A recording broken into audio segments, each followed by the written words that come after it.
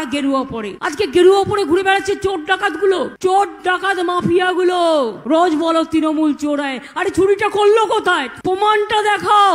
আমি তো বারবার বলেছি, ক্ষমতা থাকলে মোদি বাবু, আমি ওপেন দাঁড়িয়ে বলছি, বিজেপি বলেছে 3 মাস বাদে লক্ষ্মীর ভান্ডার বন্ধ করে দেবো। আমি শুধু বলেছি তো সাহস থাকা ভালো, কিন্তু দুঃসাহস থাকা ভালো নয়। হাতটা দিয়ে দেখি, তারপরে বুঝবি মায়ের একটা হাতার কি দাম আর একটা ঝান্নার কি দাম। মায়ের যেমন হাঁড়ি কড়াইতে রান্না করে, আর ওই হাঁড়ি কড়াইটা যদি মাথায় মুখের উপর লেপটে দেয়, তাহলে বুঝবি যে মায়ের কত দাম। এটাকা মায়েদের আত্মসম্মানের, মায়েদের গর্বের। যতদিন বেঁচে থাকবেন পাবেন। বিজেপি হটাও, বিজেপি হটাও। अली गली में शोर है, अली गली में शोर है। তীব্র গরমে ফুটছে বাংলা, আর এমনই সময় বাংলার মুখ্যমন্ত্রী মমতা বন্দ্যোপাধ্যায় মালদার বুকে দাঁড়িয়ে ধুয়ে ফেললেন বিজেপিকে, পুরো ধুয়ে মুছে সাফ। গেরুয়া শিবিরের তাবড় তাবড়ের নেতাদের যেভাবে সাহায্য করলেন বাংলার মুখ্যমন্ত্রী মমতা বন্দ্যোপাধ্যায়, সেই গর্জন শুনে আপনারাও চমকে যাবেন। প্রথমেই তীব্র গরমে যেভাবে মিটিং করছেন তা তুলে ধরলেন মুখ্যমন্ত্রী মমতা ব্যানার্জি। এই প্রচন্ড রৌদ্রের মধ্যেও এখন তাপমাত্রা একটু কমেছে। যখন আমরা বেরিয়েছিলাম, সূর্য একেবারে দগ্ধ অবস্থায়, যেন জ্বলন্ত একটা অগ্নিপিণ্ডের মতো তাপমাত্রার বাহার দেখে যারা মিটিং এ আসছিলেনও তাদের সর্বাঙ্গে জ্বালা জ্বালা করছিল। এখন 4:30 তাপমাত্রাটা দেখছি আমি অনেকটা হালকা হয়েছে, সূর্যের তেজটা। আর তারপরে তৃণমূলকে কেন ভোট দেবেন, কি তার উদ্দেশ্য? এটা কি বাংলার ভোট নাকি কেন্দ্রের? কিভাবে গেরুয়া শিবিরকে বাংলা থেকে বিতাড়িত করতে বাংলার মানুষকে উদ্বুদ্ধ করলেন কিভাবে, তার দিকেই দেখে নেব আমরা। আপনারা জানেন এই মিটিংটা কিন্তু বাংলার নির্বাচন নয়, এই মিটিংটা দিল্লির নির্বাচন। দিল্লি মানে দিল্লি সরকার, যারা 10 বছর ধরে এক নাগাড়ে বাংলাকে বঞ্চনা করে চলেছেন, বাংলাকে অবহেলা করে চলেছেন, বাংলার নামে মিথ্যে কথা বলেছেন, বাংলাকে অসম্মান করেছেন, তাদের বিরুদ্ধে আজকে আপনাদের মতামত জানানোর দিন। মনে রাখবেন, কখনো কখনো সময় আসে যখন মতামত জানানো খুবই গুরুত্বপূর্ণ হয়ে যায়। আর তারপরেই সরাসরি কেন্দ্র সরকার অর্থাৎ প্রধানমন্ত্রী নরেন্দ্র মোদীকে এক হাতে নিয়ে নেন বাংলার মুখ্যমন্ত্রী মমতা বন্দ্যোপাধ্যায়। তারপরে সপাটে একের পর এক আক্রমণ।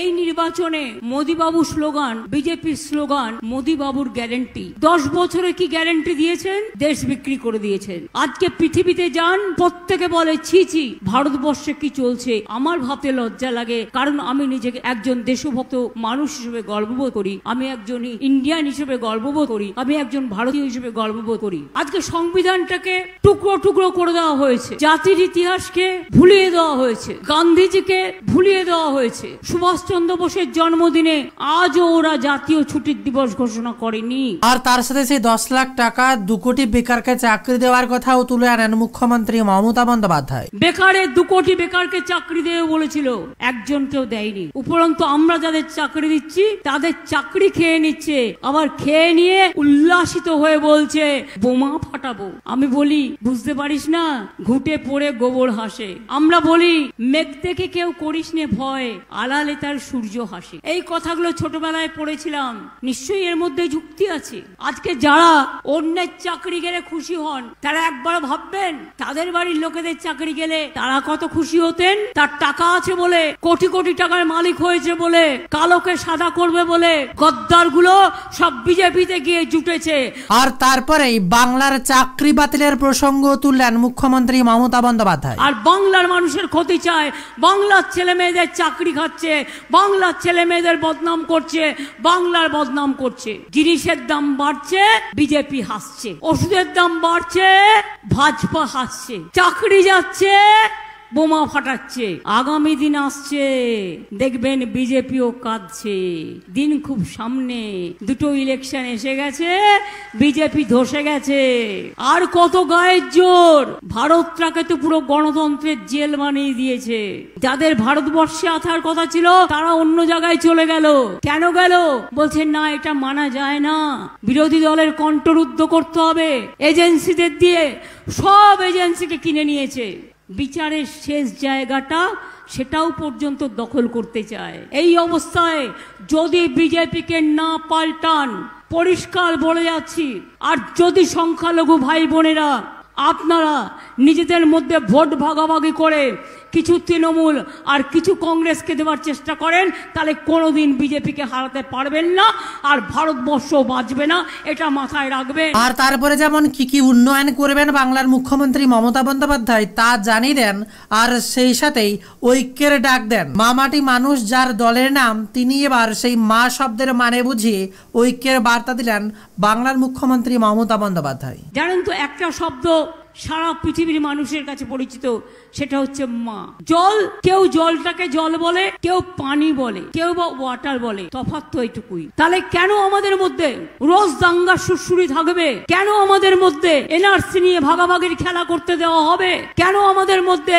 ক্যা করবে? কেন আমাদের মধ্যে ইউনিফর্ম সিভিল কোড নিয়ে আসবে?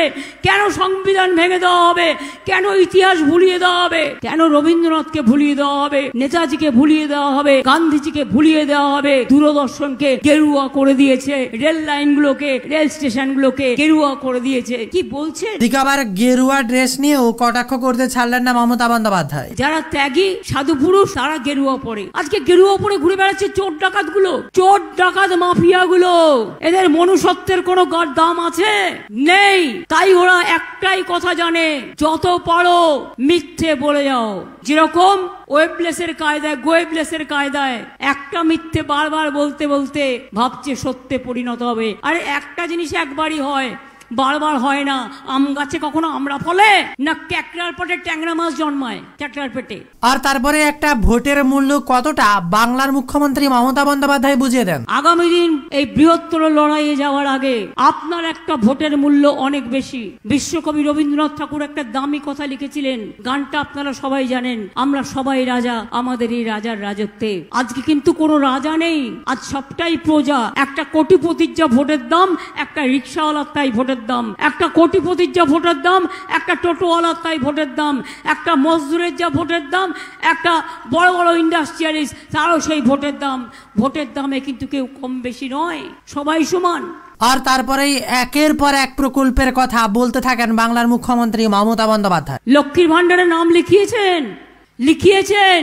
আরে যারা লিখিয়েছেন হাতটা তুলে তো বলুন লিখিয়েছেন। টাকাটা পাচ্ছেন, 500 টাকা আরো বাড়িয়ে দিয়েছি। এখন শুধু পাচ্ছেন তাই নয়, বিজেপি বলেছে 3 মাস বাদে লক্ষ্মীর ভান্ডার বন্ধ করে দেবো। আমি শুধু বলেছি তোর সাহস থাকা ভালো, কিন্তু দুঃসাহস থাকা ভালো নয়। হাতটা দিয়ে দেখিস, তারপরে বুঝবি মায়ের একটা হাতার কি দাম আর একটা ঝান্নার কি দাম। মায়ের যেমন হাঁড়ি কড়াইতে রান্না করে, আর ওই হাঁড়ি কড়াইটা যদি মাথায় মুখের উপর লেপটে দেয়, তাহলে বুঝবি যে মায়ের কত দাম। এ টাকা মায়েদের আত্মসম্মানের, মায়েদের গর্বের। যতদিন বেঁচে থাকবেন পাবেন। এখন পাবেন 60 বছর পর্যন্ত। এবারেই 60 বছর যাদের হয়েছে, এপ্রিল মাসে 6 লক্ষ মহিলার 60 বছর হয়ে গিয়েছিল। আমি বলেছি হবে না। স্টেট কন্যাশ্রী যেমন স্কুলে আছে 1, কলেজে আছে কন্যাশ্রী 2, বিশ্ববিদ্যালয় আছে কন্যাশ্রী 3, তেমনি মা বোনেদেরও 60 বছর পর্যন্ত থাকবে লক্ষ্মীর ভান্ডার 1। আর 60 বছর হয়ে গেলে যতদিন বেঁচে থাকবেন ততদিন হবে লক্ষ্মীর ভান্ডার 2। আর শুধু মহিলাদের জন্য নয়, সবার জন্য এবার কি প্রকল্প থাকবে তাও ঘোষণা করেন মুখ্যমন্ত্রী মমতা বন্দ্যোপাধ্যায়। সাইকেল সবাই পায়, স্মার্ট কার্ড সবাই পায়, ওবিসি রিজার্ভেশন যাদের আছে সব সুযোগ সুবিধা আপনারা পান, মেধাশ্রী পান, যোগ্যশ্রী পান, কৃষকরা 10,000 টাকা ভাতা পান, বয়োজ্যেষ্ঠরা ভাতা পান। যতটা সম্ভব আমাদের সমস্ত টাকা বন্ধ করে দেওয়া সত্ত্বেও আমরা বিনা পয়সায় রেশন দিই। আমরা 5 লাখ টাকা করে চিকিৎসায় করবার জন্য বিনা পয়সায় স্বাস্থ্যসাথী স্কিম করে দিয়েছি। এমনকি যারা বাইরে কাজ করে তাদের যাতে স্বাস্থ্যে কোনো অসুবিধে না হয়, তাই পরিযায়ী শ্রমিকদের জন্য আমরা 5 লক্ষ টাকা করে আলাদা একটা স্কিম করে দেবো। তার কারণ সেইটা ওদের হাতে থাকলে ওরা বাইরে নিজেদের ট্রিটমেন্টটা করতে পারবে। আর তারপরে বাংলার মুখ্যমন্ত্রী মমতা বন্দ্যোপাধ্যায় গেরুয়া শিবিরের যে কথাগুলো বলেছে তৃণমূলকে, তার জবাব দিয়ে বুঝিয়ে দিলেন তৃণমূল কি জিনিস। রোজ বলো তৃণমূল চোরায়, আরে চুরিটা করলো কোথায়? প্রমাণটা দেখাও। আমি তো বারবার বলেছি, ক্ষমতা থাকলে মোদী বাবু, আমি ওপেন দাঁড়িয়ে বলছি, একটা শ্বেতপত্র বের করো। 350 সেন্ট্রাল টিম বাংলায় পাঠিয়েছো, কিচ্ছু ধরতে পারিনি। তা সত্ত্বেও তোমরা 100 দিনের কাজ বন্ধ করে দিয়েছো। তোমরা আমাদের 1,74,000 কোটি টাকা আটকে রেখে দিয়েছো। তোমরা বাংলার বাড়ি বন্ধ করে দিয়েছো। তোমরা রাস্তা তৈরি করার কাজ বন্ধ করে দিয়েছো। আর এখন এখন বলছো দুয়ারে রেশন দেওয়া যাবে না, ওটা নাকি বেনিয়ম, তুমি যা বলবে তাই হবে। এদিকে ইচ্ছে মতো নাকি বলছে মাছ খেতে বন্ধ করে দেবো, মাংস খাওয়া যাবে না, মাছ খাওয়া যাবে না, ডিম খাওয়া যাবে না। আরে ভেজ যাদের খাওয়ার ইচ্ছে খাবে, আপনা আপনা খানা, আপনা আপনা পারনা, যার যা ইচ্ছে খাবে, যার যা ইচ্ছে পড়বে, কারো ব্যাপারে কখনো হাত গলাতে নেই, নাক গলাতে নেই, এটা আমাদের কাজ নয়। এদিকে আবার অমিত শাহকেও কটাক্ষ করতে ছাড়লেন না মমতা বন্দ্যোপাধ্যায়। যা বললেন অমিত শাহকে নিয়ে তা শুনে আপনিও ঠিক রাখতে পারবেন না নিজেকে। কালকেও মোদী বাবুর বড় তাতা অমিত দাদা মহাশয় মেমারিতে এসে বলে গেলেন কি না, তো রাজ্য 2,32,000 কোটি টাকার হিসেব দেয়নি, এই ইউটিলাইজেশন সার্টিফিকেট দেয়নি। আমি পাল্টা চ্যালেঞ্জ করে আগের মিটিং এ বলে এলাম হরিশ্চন্দ্রপুরে চাচলে যে রাজ্য আমাদের সরকার আসার পর থেকে একটাও ইউটিলাইজেশন সার্টিফিকেট পড়ে নেই। হয় আপনাকে ক্ষমা চাইতে হবে, আর তা নাহলে জনগণের কাছে নাকে খত দিয়ে বলতে হবে যা বলেছি মিথ্যা বলেছি, আর কোনোদিনও বলবো না। যারা ত্যাগী সাধু পুরুষ তারা গেরুয়া পরে, আজকে গেরুয়া পরে ঘুরে বেড়াচ্ছে চোর ডাকাত গুলো, চোর ডাকাত মাফিয়া গুলো। রোজ বলো তৃণমূল চোরায়, আরে চুরিটা করলো কোথায়, প্রমাণটা দেখাও। আমি তো বারবার বলেছি ক্ষমতা থাকলে মোদী বাবু, আমি ওপেন দাঁড়িয়ে বলছি, বিজেপি বলেছে 3 মাস বাদে লক্ষ্মীর ভান্ডার বন্ধ করে দেবো, আমি শুধু বলেছি তো সাহস থাকা ভালো, কিন্তু দুঃসাহস থাকা ভালো নয়। হাতটা দিয়ে দেখি, তারপরে বুঝবি মায়ের একটা হাতার কি দাম আর একটা ঝান্নার কি দাম।